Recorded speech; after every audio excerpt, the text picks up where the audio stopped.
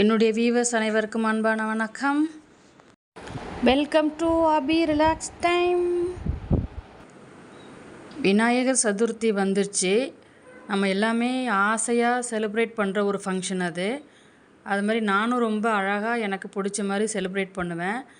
எல்லா ஃபெஸ்டிவலை விட விநாயகர் சதுர்த்தி ரொம்ப ஸ்பெஷல். எனக்கு வீட்லேயும் நான் விநாயகர் வச்சு நான் சாமி கும்பிடுவேன். அதனால் ஒரு நாள் முன்னாடியே நம்ம ப்ராசஸ் ஸ்டார்ட் பண்ணியாச்சு. காலையில் 4 மணிக்கெலாம் எந்திரிச்சாச்சு. நீங்கள் எந்த ஃபெஸ்டிவல் எப்படி செலிப்ரேஷன் பண்ணுவீங்க அப்படிங்கிறத கமெண்ட் பண்ணுங்கள். நம்ம வீடியோ பார்க்குறவங்க இது வரைக்கும் சப்ஸ்கிரைப் பண்ணிக்கல அப்படின்னா மறக்காமல் சப்ஸ்கிரைப் பண்ணி வச்சுக்கோங்க. நம்ம போடுற வீடியோ உங்களுக்கு பிடிச்சிருந்தது அப்படின்னா லைக் பண்ணுங்கள், கமெண்ட் பண்ணுங்கள், ஃப்ரெண்ட்ஸுக்கெல்லாம் ஷேர் பண்ணி விடுங்க. வீக்லி ஒன்ஸ் இந்த மாதிரி நம்ம வீடு க்ளீன் பண்ணிட்டு தான் இருப்போம். ஆனாலும் வீடு நீட்டாகவே இருக்காது. இந்த பசங்க போட்டு கசகசன்னு பண்ணி வச்சுருவாங்க. இந்த நியூவாக நான் கிளாஸஸ் வாங்கும்போதுவே கிச்சன் ஐட்டம் க்ளீன் பண்ணி மறுபடியும் நான் ஸ்டோரேஜ் பண்ணி வச்சுருவேன். எப்போதுமே ஃப்ரிட்ஜெல்லாம் நீட் பண்ணிவிட்டு கம்ப்ளீட்டாக டீப் க்ளீன் பண்ணால் தான் எனக்கு வீடு கொஞ்சம் நீட்டாக தெரியும். இந்த மாதிரி ஜாபுக்கு போகிற லேடிஸுக்கு தாங்க ரொம்ப கஷ்டம். இந்த மாதிரி வீட்டையும் நீட்டாக வச்சுக்கணும், ஜாப்பையும் நம்ம கன்சிடர் பண்ணணும். திடீர்னு நம்ம வீடு கொஞ்சம் நீட்டாக இல்லாத போது தான் யாராவது கெஸ்ட்டு வருவாங்க, என்ன வீடு இப்படி வச்சுருக்காங்கம்பாங்க. இந்த மாதிரி எக்ஸ்பீரியன்ஸ் நீங்கள் எத்தனை பேர் ஃபேஸ் பண்ணியிருக்கீங்கிறத கமெண்டில் போடுங்க. நம்ம எப்படி தான் மாங்குன்னு வேலை செஞ்சு வீடை க்ளீன் பண்ணாலும் அந்த வீடு 2 நாளில் தலைகீழாக மாறிடுங்க. அப்படி பண்ணி வச்சுருவாங்க. நம்மளுடைய டாஸ்க்கு 1 கம்ப்ளீட் ஆயிடுச்சு. ஃபஸ்ட்டு நீட் பண்ணியாச்சு. பூஜைக்கு பூவெல்லாம் வாங்கிட்டு வந்தேன். அந்த பூவெல்லாம் கொஞ்சம் கட்டி வைக்கணும். ஆஃபீஸ்லேருந்தே வரும்போது மாவிலே கொஞ்சம் கொண்டு வந்துட்டேன். அதெல்லாம் கழுவிட்டு கட்டி வைக்கணும். நிறைய வேலை இருக்குங்க. சுறுசுறுப்பாக நம்ம வேலை செய்யணும்.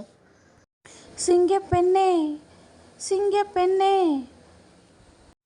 ஆனினமே உன்னை வணங்குமே அப்படின்னு பாட்டெல்லாம் வேற போட்டு நம்மளை உசுப்பேற்றி விட்டுடுறாங்க. வடிவேலு சொல்கிற மாதிரி எவ்வளோ நாளைக்கு தான் வலிக்காத மாதிரியே நடிக்கிறதுன்னு தெரியல. என்ன ஃபெஸ்டிவலாக இருந்தாலும் அதை மங்களகரமாக ஆக்கிறது என்னமோ இந்த மாவிலை தான். இதில் தோரணம் கட்டினா தான் வீடே ஒரு அழகாக அலங்காரமாக தெரியுதுங்க.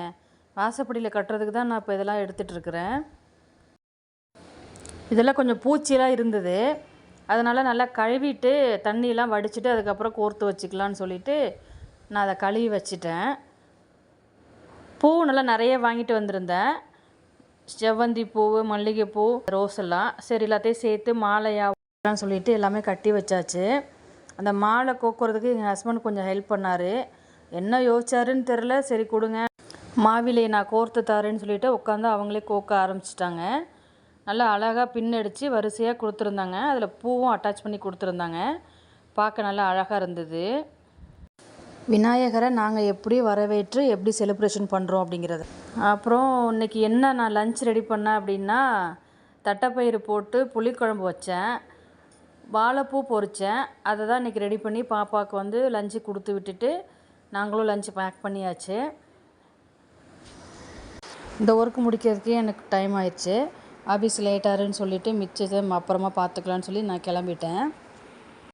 ஒரே நாளில் எல்லா ஒர்க்கையும் என்னால் கம்ப்ளீட் பண்ண முடியல.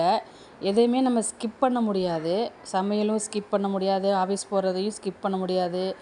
அதனால் ஓரளவு மேனேஜ்மெண்ட் பண்ணி கொஞ்சம் ஒர்க் இருந்தது, அதையும் அப்புறமா பார்த்துக்கலான்னு சொல்லிவிட்டு நான் ஆஃபீஸ் கிளம்பிட்டேன். இந்த மாதிரி வீடியோ பார்க்கணுன்னா நம்ம சேனலை சப்ஸ்கிரைப் பண்ணிக்கோங்க. தேங்க்யூ ஃபார் வாட்சிங்.